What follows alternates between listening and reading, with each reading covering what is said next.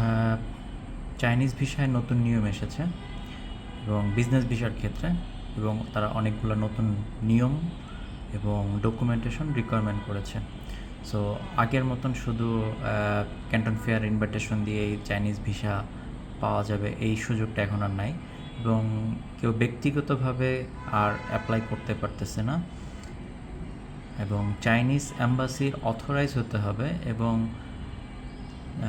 কোনো travel agency মানে authorize তাই শুধু এখানে অ্যাপ্লাই করতে পারবে, বাহিরের অন্যকে অ্যাপ্লাই করতে পারবে না। যেমন প্রথমেই যেটা আসছে সেটা হচ্ছে এখানে আমাদের একটা অপশন আসছে, সেটা হচ্ছে আমাদের চাইনিজ গভর্নমেন্ট ইনভাইটেশন লেটার চেয়েছে, এবং ওই গ্রান্টর যে হবে চাইনিজ কোম্পানির সেইটার ইনভাইটেশন লেটার লাগবে, এবং কেউ যদি 3 বারের বেশি চায়না গিয়ে থাকে তাদের হয়তো ইনভাইটেশন লেটার লাগবে না, কিন্তু তাদের এক্সিট এন্ট্রি এগুলো লাগবে আর কি।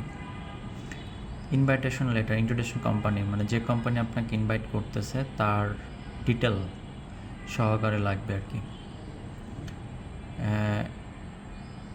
এখানে হচ্ছে যদি আপনি কোনো ট্রেড ফেয়ারের ইনভাইটেশন লেটার দেন সেটা দিয়ে আপনি এখানে করতে পারবেন, এটা একটা অপশন।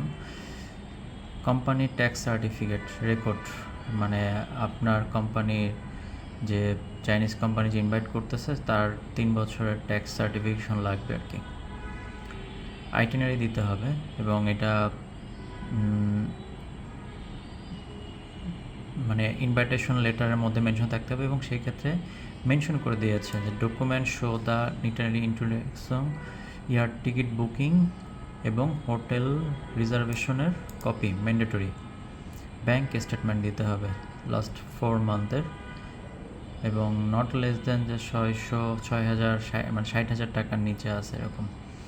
সো একটু কঠিন করে ফেলেছে, তো আশা করি যারা অথরাইজেশন তারাই শুধু এখন করতে পারবে, সবার জন্য এখন আর চাইনিজ ভিসা অ্যাপ্লাই করা পসিবল হচ্ছে না।